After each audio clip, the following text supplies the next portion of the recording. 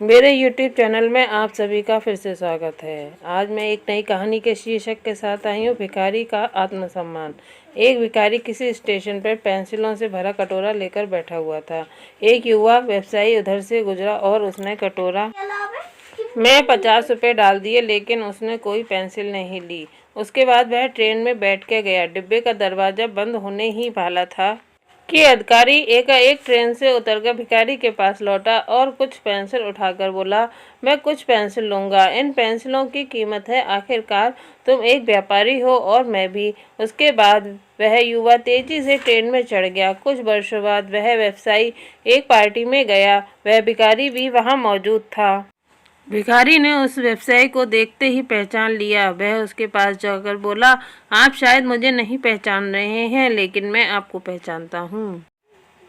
उसके बाद उसने उसके साथ घटी इस घटना का जिक्र किया।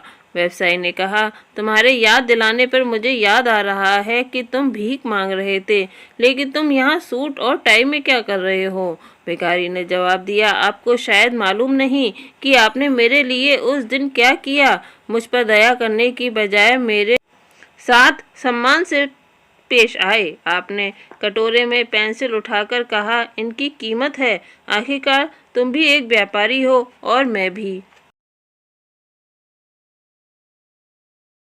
आपके जाने के बाद मैंने सोचा, मैं यहाँ क्या कर रहा हूँ? मैं भीख क्यों मांग रहा हूँ? मैंने अपनी ज़िंदगी को संवारने के लिए कुछ काम करने का फैसला किया। मैंने अपना थैला उठाया और घूम घूम कर पेंसिल बेचने लगा।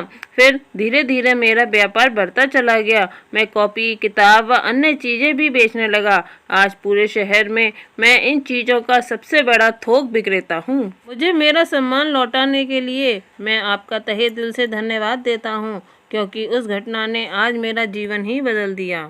फ्रेंड्स, आप अपने बारे में क्या सोचते हैं? खुद के लिए आप क्या राय स्वयं पर जाहिर करते हैं? क्या आप अपने आप को ठीक तरह से समझ पाते हैं? इन सारी चीज़ों को ही हम इनडायरेक्ट रूप से आत्मसम्मान कहते हैं। दूसरे लोग हमारे बारे में क्या सोचते हैं, ये बातें उतनी मायने नहीं रखती, और कहें तो कुछ भी मायने नहीं रखती।